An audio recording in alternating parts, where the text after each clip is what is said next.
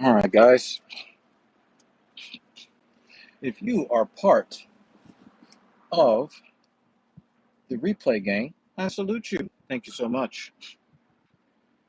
As you can see, I got the top down. Oh, my bad. If you're watching live, also, thank you very, very, very much for supporting what I got going on here. All right, let's make the safe move to get back into traffic. All right, so this is episode 88 of Genius Take the Wheel, and you see the title, Taking Some Calculated Risks That Paid Off. If you support the program, the platform, what I'm doing here to try to motivate you guys, definitely hit that thumbs up. Definitely share this material if you believe that there is someone specific that you think can benefit from what I got going on over here. All right, so let me start with the story, right? On Thursday, I came to you guys. We had a really wonderful discussion. I did put the idea up on the vision board to talk about the fast food restaurants I actually find to be acceptable for when it's time for dirty. Okay, Mrs. Evil is here. The lady herself, the marathon runner extraordinaire. I salute you. Thank you so much for being here today. Give you a little bit of a peck bounce for you. All right. Okay. So Thursday, I came to you guys. I had a wonderful day in the gym. At 365, I hit 5 sets of 7. And today, the assignment was 5 sets of 8. So I would be adding 5 repetitions to the deep, heavy leg press. The hell is going on here? Oh, wow. Traffic is being diverted. Awesome. Um,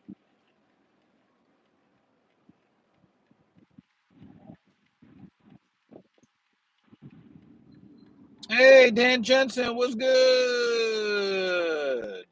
Good to see you, brother. I appreciate you. So, this is what happened, right? So, what had happened was on Thursday, I had a pretty decent day, right? On Thursday, I went to have a meeting with a prospective client. I'm going to eat this fucking, look at this chocolate here that I'm about to eat, right? I'll explain why I can eat this and be healthy and you can't. I'll explain that after I tell my story.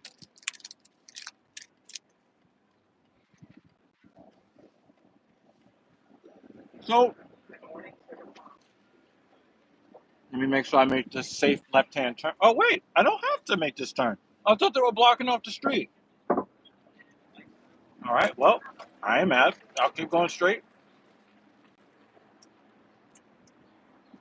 I thought they blocked off the whole street. I'm like, damn, they're going to force me to make this left-hand turn.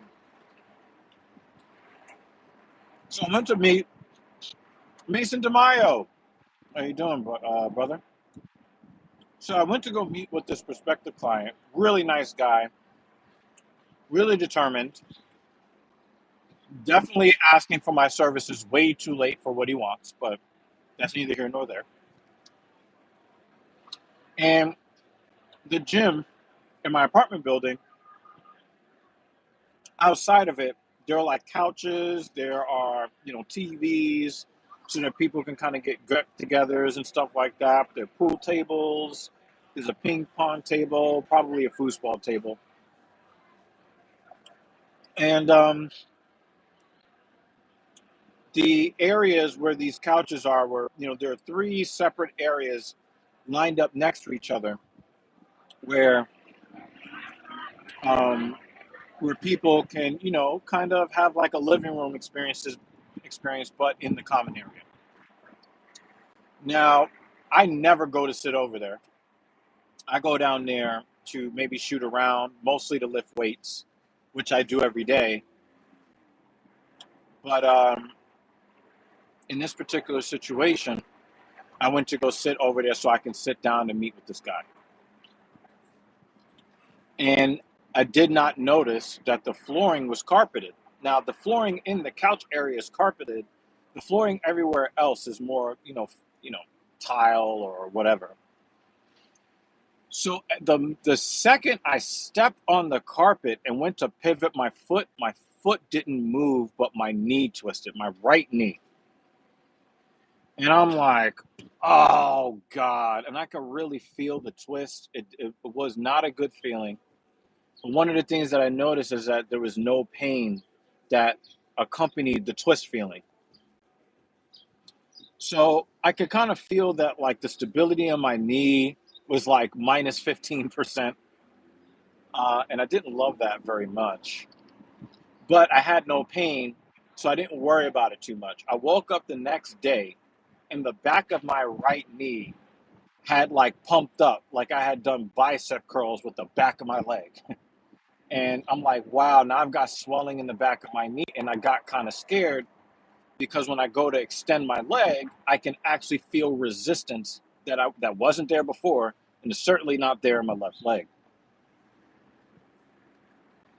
So now I'm starting to get a little afraid because I can actually feel the tendons and the ligaments in my leg starting to provide resistance because there's not as much space in my knee as there was before because it has either become inflamed, or what I really do suspect is that fluid filled up in my knee.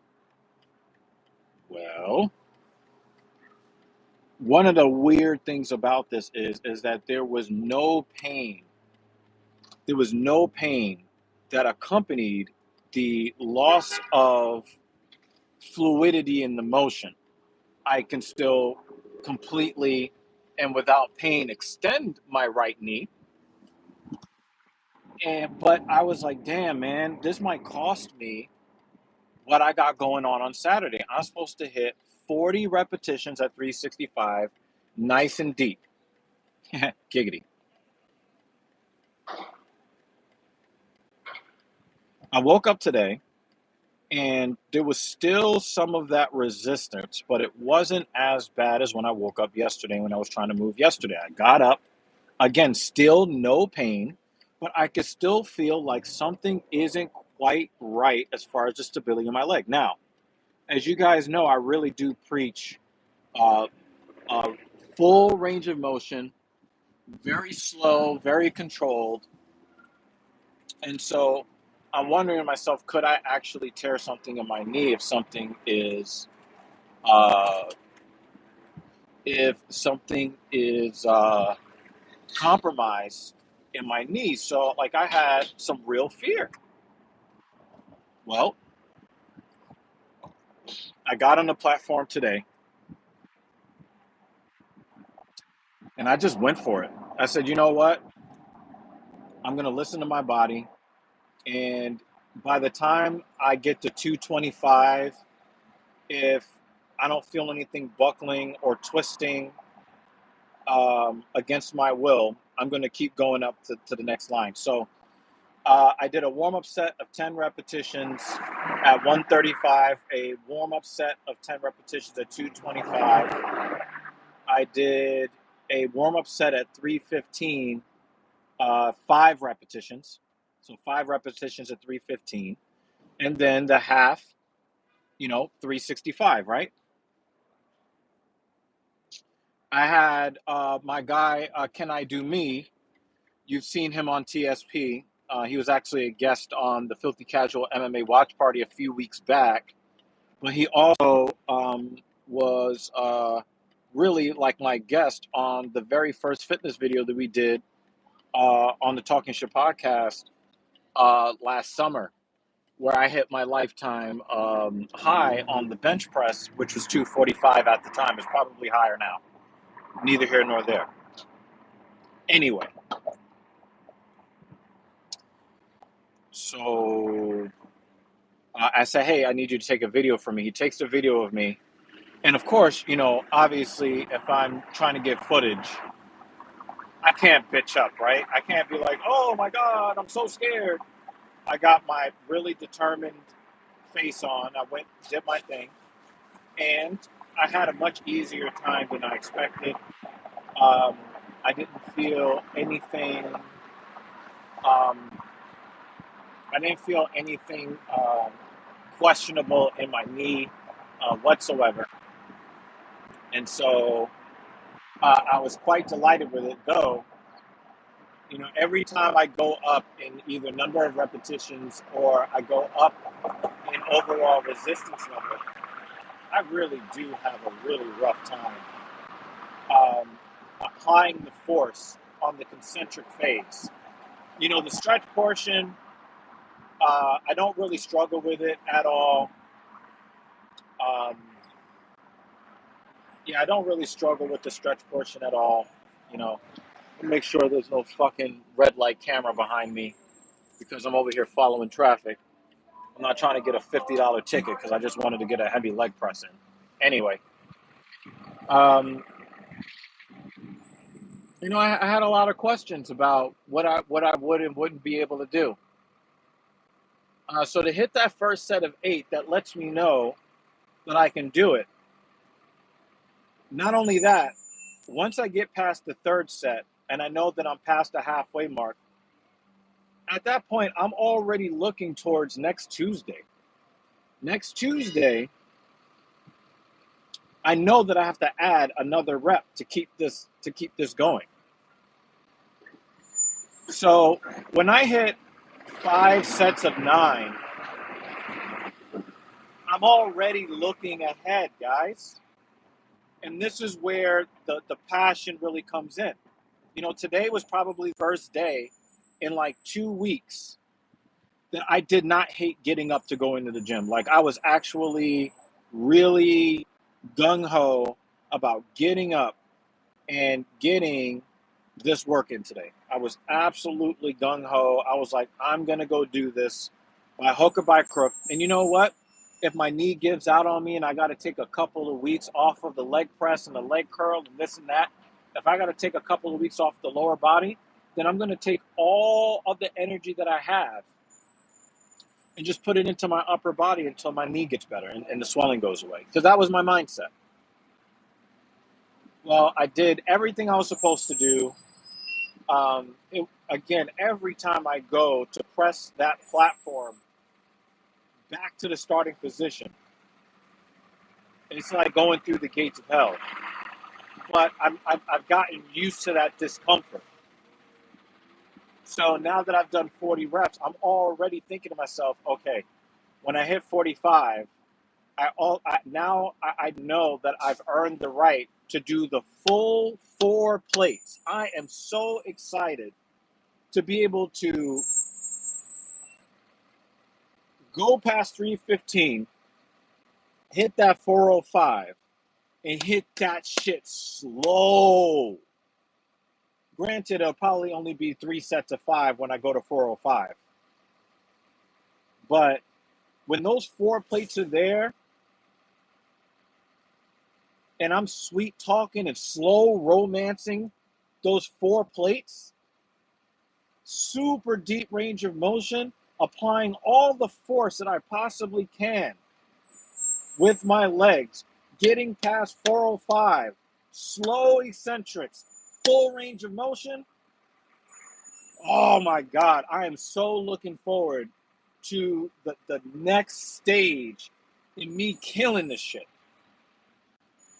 And then when I start adding the pendulum squat, the hack squat, the free bar squat, then I'm now taking a motion that I hate. I hate squatting. I hate it. But if I get so good at this, I think that I might actually start loving squatting. And that's the mindset that I want all of y'all to have. Anything that y'all don't want to do that you know is beneficial for you, work real slow. Take a lot of pride in what it is you're accomplishing. Take a lot of pride in every milestone that you hit. And then start thinking to yourself, if I can do this, what else can I do?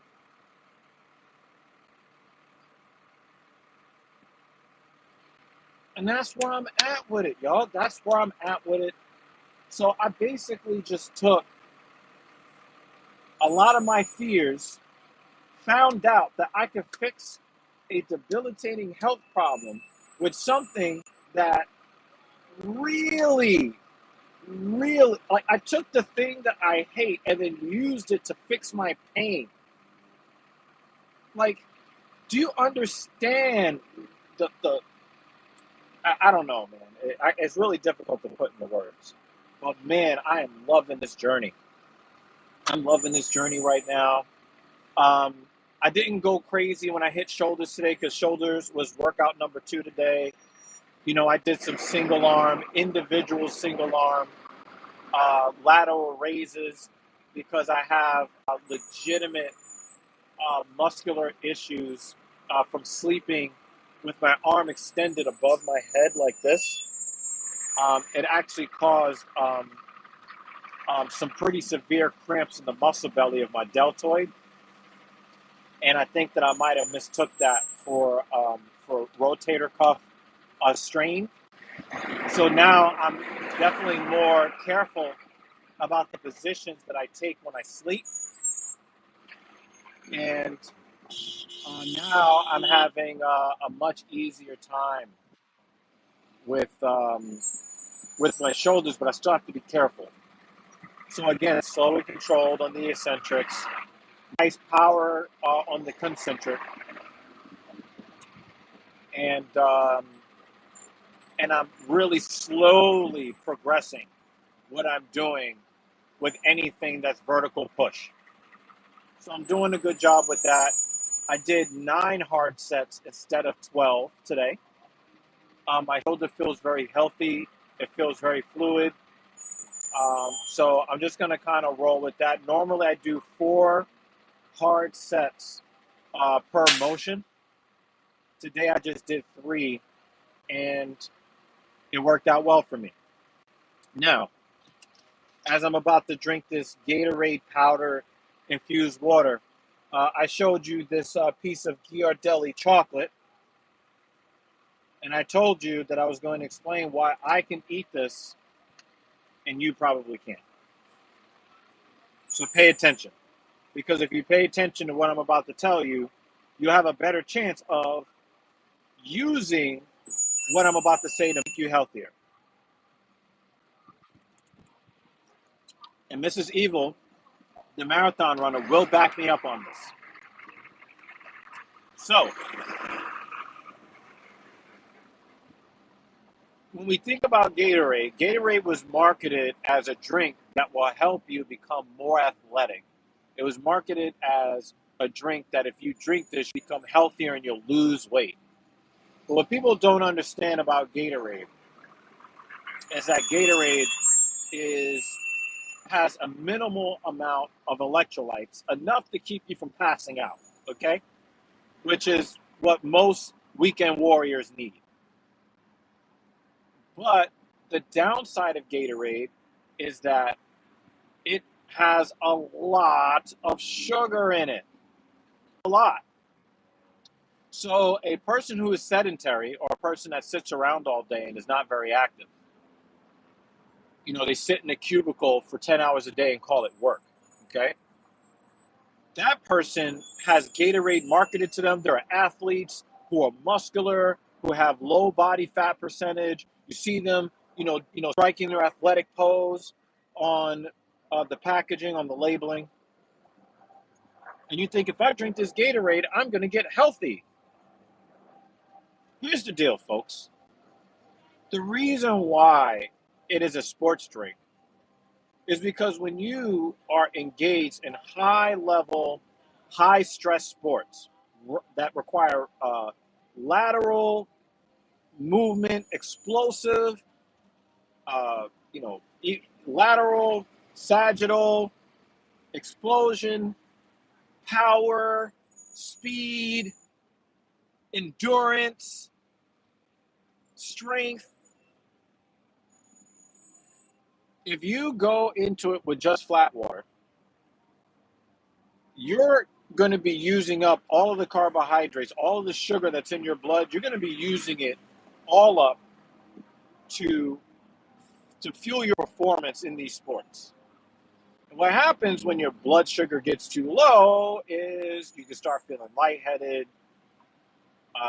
You can get injured because you're not all there. I know that back in the day, I used to go to the gym with a bottle of water, and I'd be working out an hour and a half, 2.5, 3.5, 4, sometimes 5 hours because I felt like, hey, I didn't reach failure. I didn't know how to properly reach failure, so I just kept going.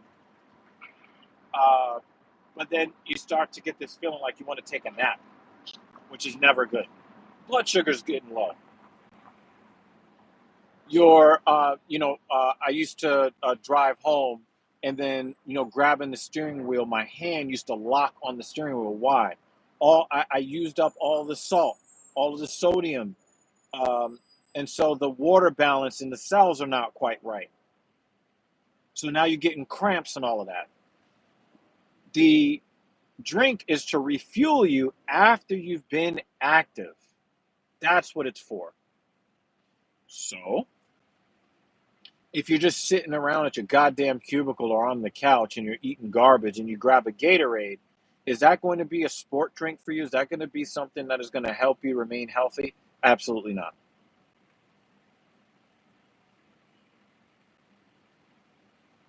So I'm not a person that eats a lot of snacks. I used to be addicted heavily to sugar. But what I do now is I use stuff like the chocolate, like the Gatorade, some lemonade, a cookie, especially these really great large chocolate chip cookies with sea salt on top of the cookie. AOL keyword, sea salt, right? And I realized that I can take the snacks that I actually like. And if I consume them before, during, and right after my workouts, I can use the sugars or the sodium, the potassium, and all of that. I can use that to my advantage to help replace the glycogen stores that I deplete when I am messing myself up in the gym. So when I give you guys the list of the fast food restaurants that I deem to be of good enough quality for you guys to indulge in, I'm only going to give you this information because I think that it is the information that you can indulge in, that if you are really active and you make the extra calories work for you, either during a bulking phase or if you are in an anabolic window post workout, to take the clean stuff like the protein that might be there in the dirty meal, your cheap meal.